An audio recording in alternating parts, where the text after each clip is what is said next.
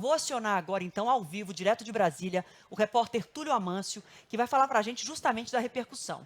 Eles aprovaram a urgência, como você informou aqui para a gente, Túlio, em 23 segundos, sem nenhuma vergonha do que faziam, mas talvez não esperasse uma repercussão tão grande. Então, a minha pergunta é muito direta. A cara de alguém queimou aí em Brasília, na Câmara dos Deputados? Alguém ficou constrangido quando as mulheres de várias partes do Brasil se uniram para dizer essa disfarçatez não pode seguir em frente, essa sordidez não pode seguir em frente? Qual é o clima e qual é a situação dentro da Câmara dos Deputados? Para a gente começar. Boa tarde.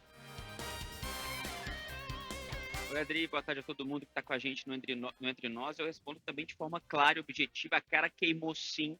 Tanto é que o Arthur Lira está com dificuldades de encontrar uma mulher moderada, como ele disse, de centro, como ele disse, que queira essa empreitada de ser a relatora dessa proposta. Porque a repercussão tem sido negativa, tem mexido mesmo, de fato, com a estrutura da Câmara dos Deputados.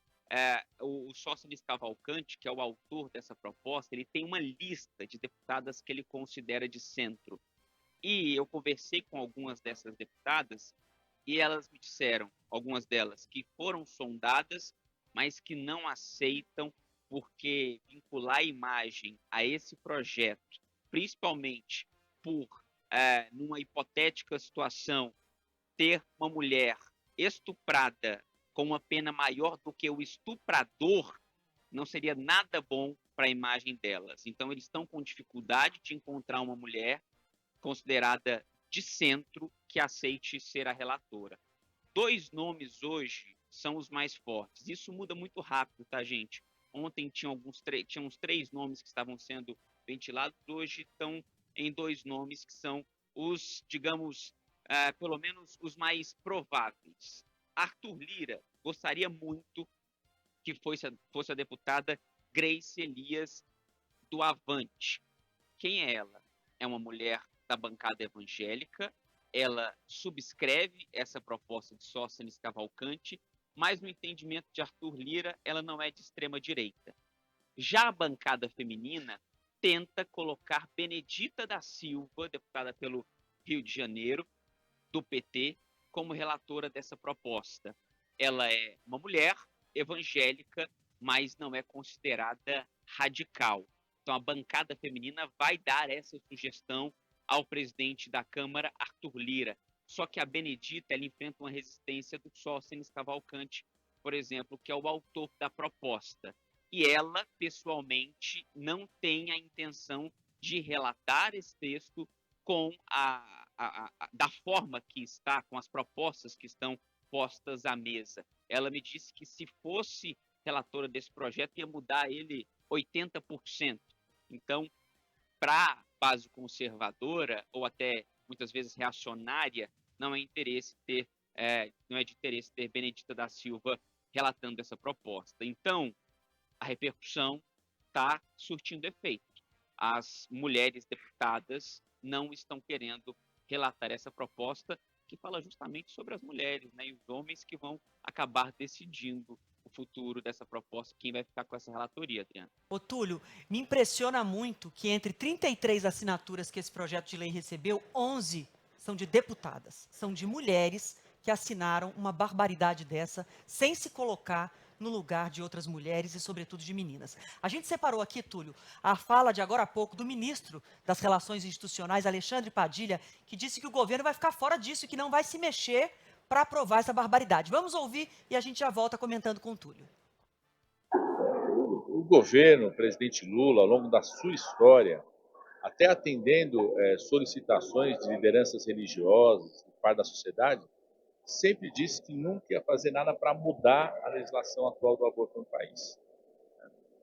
Nunca faria nenhum gesto, nenhuma ação para mudar a legislação de interrupção da gravidez no país. E nós continuamos com essa mesma postura. Não contem com o governo para mudar a legislação de aborto do país, ainda mais para um projeto que estabelece que uma mulher estuprada vai ter uma pena 2 vezes mais do que o estuprador. Não contem com o governo para essa barbaridade. Agora, Túlio, o governo, no momento da aprovação relâmpago da urgência desse projeto, o governo se omitiu ali.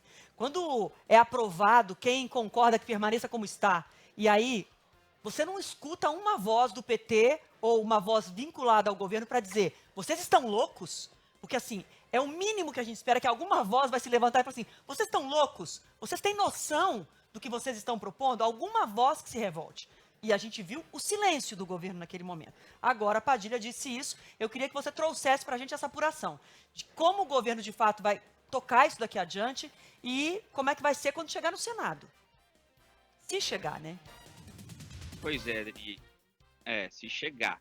É o seguinte, o José Guimarães, líder do governo na Câmara, ele chegou a dizer que essa não era uma questão de governo.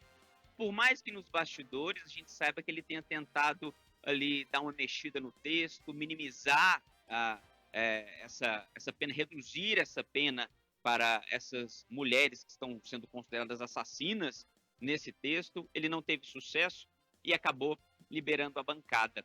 Acontece que a repercussão que fez muitas deputadas não embarcarem nessa história e não toparem ser as relatoras, também fez o governo se mexer.